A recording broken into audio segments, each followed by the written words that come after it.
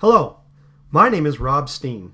I'm an engineer with the engineering firm Wright Pierce, and we are helping the town with its wastewater planning efforts. This presentation is intended to provide some background to the two articles concerning wastewater that will be before you in the upcoming town meeting. One of those articles will change the current zoning use table, and the other will allow the selectmen to consider 5 specific municipal parcels for wastewater use. To do this, I want to give you some background on wastewater issues in general, the town's current planning efforts, and the articles themselves and how those planning efforts will be affected by these articles. So let's begin at the background. Why is wastewater even an issue in town? Well, Sandwich has a number of known wastewater issues. They include groundwater quality concerns, pond water quality concerns, failing septic systems, or septic systems in areas that are very expensive to replace them, aging school wastewater infrastructure that needs to be addressed, economic growth that cannot proceed without a wastewater solution in place, and pending regulatory requirements. Of all of these, the regulatory requirements are the issues that the town must address. The others are items that the town should address. The primary regulatory requirement comes from the work of the Massachusetts Estuaries Project, or MEP. This is a collaboration between UMass Dartmouth and DEP, where they looked at the health of 89 estuaries in southeastern Massachusetts. UMass created the computer model that looked at a number of different issues, including existing water quality data, plant and animal populations, groundwater flow models, and the history of these estuaries, and then used them to predict what the water quality is currently and will be in those estuaries based on different land use decisions. DEP takes these model results and uses them to create what's called a total maximum daily load, or TMDL, for that particular water body. This essentially is a water pollutant budget that sets a limit on what the water body can assimilate and still meet its existing water quality standards, which in most cases is swimmable and fishable. In doing this, they had to divide the Cape up by watershed versus geopolitical boundary. And these are those watersheds. And you will notice that there are about 5 major ones that are located in or shared with by Sandwich. Now let me take a moment to briefly define what a watershed is. A watershed is land in which every drop of water that falls on that land makes its way to the same place. This can be done by surface runoff or groundwater flow, but in any case, the water all makes its way to a common location. And if you look at these, you'll notice the lines on the map that divide watershed to watershed. So within any one of those areas, any water that falls within that area is going to run off to the estuary that's at the base of it. One final point of note for this map. Regardless of where you are on Cape Cod, every drop of water eventually makes its way to the ocean. On the northern watersheds, it goes to Cape Cod Bay. In the southern ones, to Nantucket Sound. And then the smaller watersheds to our west, they drain to the canal. So all water goes to the ocean. And DEP has divided this by watershed, looking at the pollutants. So what is the real pollutant of concern? Well, that pollutant is primarily nitrogen. Nitrogen is a limiting nutrient in marine waters, meaning that all of the pieces are present so that if more nitrogen is introduced, growth can occur. Where is the nitrogen coming from? Well, it comes from our septic systems, our lawns, runoff from our streets, and some comes from the atmosphere. Of these, the amount from the septic systems is the largest component.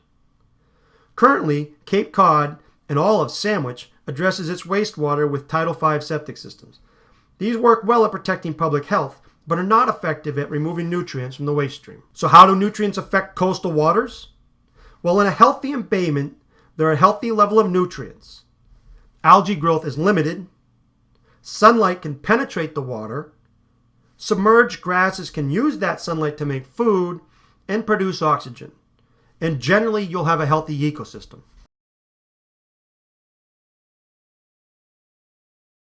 However, if there are excess nutrients, algae use the nutrients to grow and reproduce rapidly. The algae will cloud the water and block the sunlight.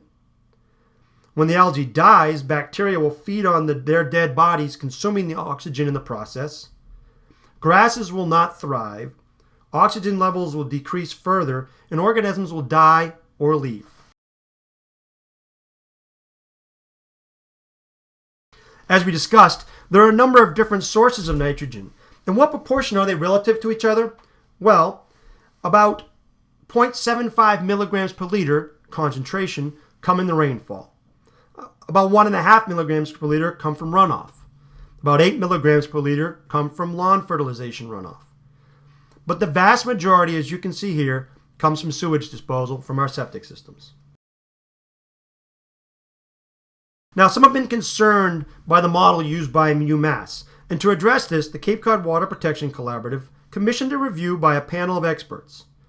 These folks were selected based on their background and that they were completely independent of the existing work on Cape Cod. I would encourage anyone that is concerned with the model to review their resumes and the report that they wrote concerning the process, and the website can be seen here. In general, the panel found that the approach being used by UMass and DEP was scientifically defensible and adequate for the application. The panel did recommend, however, that towns proceed using a phased approach in their wastewater work. This will allow them to adjust to future discoveries. Now let me shift focus to our planning efforts in Sandwich. Wastewater planning is not new in town. Sandwich has conducted plans in 1976, 1981, 1986, and 1992. All of these plans recommended sewering and treatment of the wastewater from the town neck and historic village areas. They were not focused on nutrients at that point in time. They were focused more on traditional wastewater concerns. The earlier plans had a wastewater treatment facility near the canal with a discharge pipe to the canal. In later plans, where that was no longer allowed by regulation, they recommended groundwater disposal. One thing in common with all of these plans is they all failed at town meeting, and generally for two reasons. First, their cost, and second, for fear that they would promote growth in town. Yet as we discussed, growth has come anyways, but it came without the needed infrastructure in place to accommodate it. Currently, Sandwich is conducting two planning efforts. The first is a town-wide plan that was funded by the Textron grant and that will not be completed until late 2013. The second is a parallel study called the Interim Wastewater Solutions, or IWS, that is aligned with the CWRMP, but it's on a much faster track to facilitate economic growth. We will discuss both. First, the CWRMP.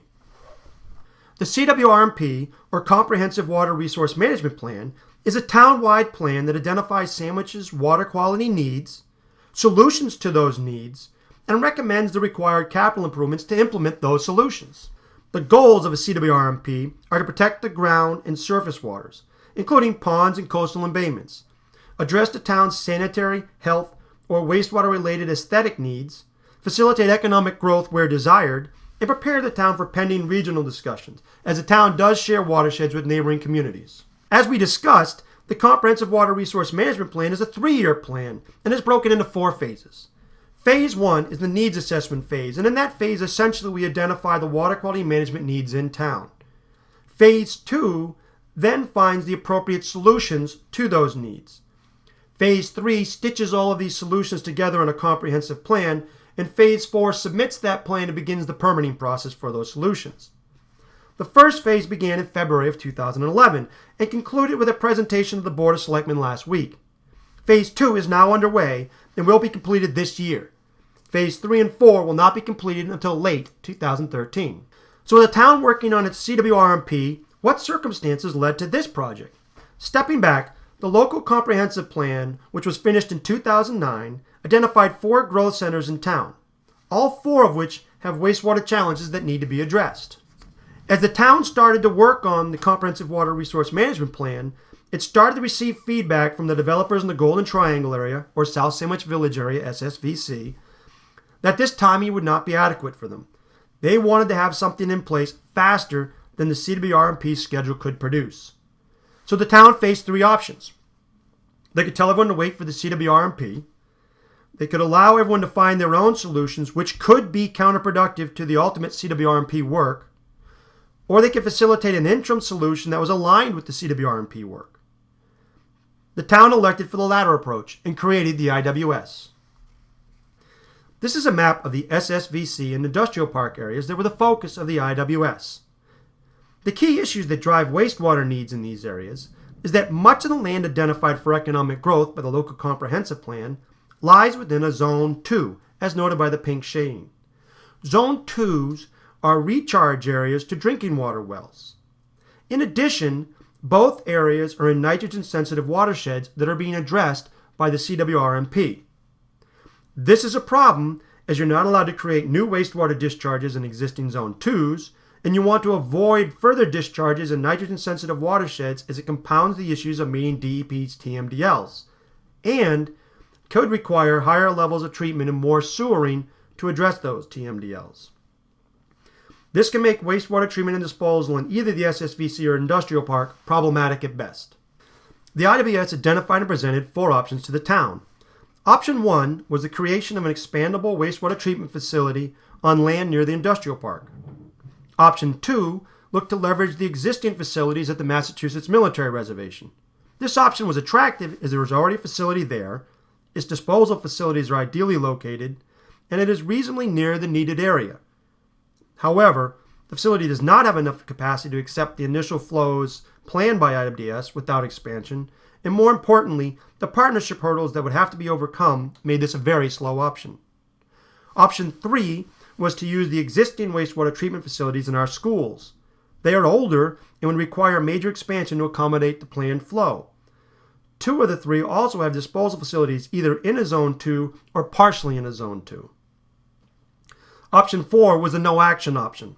With this option, the town would take no further action and developers would be on their own to find solutions. It risked a piecemeal solution and was predicted to be a more expensive approach by losing out on economies of scale. It also leaves the town still needing to find wastewater solutions for its own property in the area. The town decided to proceed with option 1.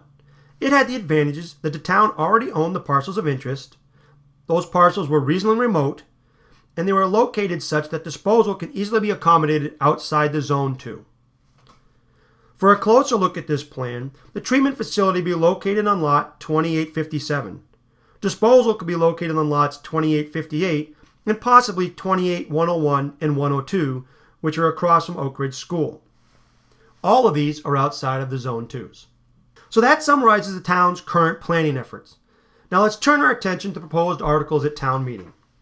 The first article addresses changes to the zoning use table. As it is currently written, this table lumps municipal wastewater treatment and disposal together and restricts them to only the marine and industrial zones. Those zones are circled on this map, and there are a number of issues with this, including the following.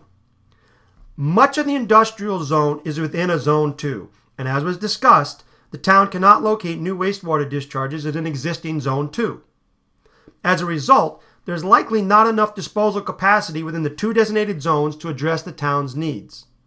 And even if there were, current zoning would force the town to send wastewater that needs to be treated to one of those 2 zones. It would significantly limit the town's options. It would all but preclude the ability to do smaller, more flexible solutions in other areas of town. What is proposed instead is addressing wastewater treatment and disposal separately and allowing them by special permit only, but in any zone in town. The town will retain the rights to deny permits, so will maintain control over where a facility may go. However, the town will gain some flexibility as it continues to work on its CWRMP. It will be able to consider a larger variety of options, much smaller options, and will likely result in a lower cost plan to ultimately address our wastewater needs. The second article is part of the next step in the IWS process. This article would give the Board of Selectmen the ability to use municipal lands that were identified in the report for wastewater uses. This map shows those specific parcels. To orient you, the industrial park is on the left and Route 6 crosses across the top. As discussed, the IWS recommended treatment in parcels 2857 and disposal in parcels 2858. Those are within the circle on the left. Parcels 28101 and 102 were additional disposal areas that are in the middle circle. And parcel 28121, which is in the far right circle, is for down the road. As you consider this article, you may wonder what a wastewater treatment facility would look like. Well, they come in many sizes and shapes, but this photo may be representative of one of the larger possibilities.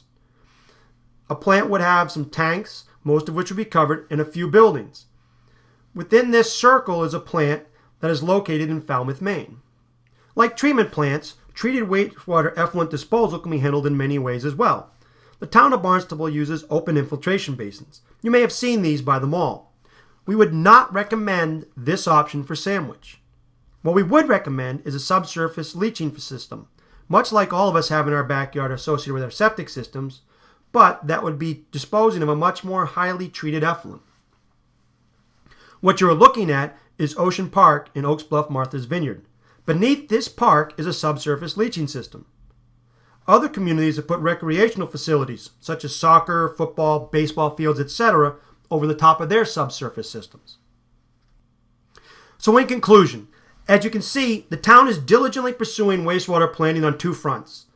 The first is a more comprehensive plan to address the town-wide needs. The second is a more focused plan to facilitate the local comprehensive plan and expand the tax base in the SSVC area. To facilitate the continued development of those plans, town leaders are requesting your support at town meeting for the articles that we discussed. If you have any questions on these articles, please feel free to contact the Planning Board or the Water Quality Advisory Committee for further information.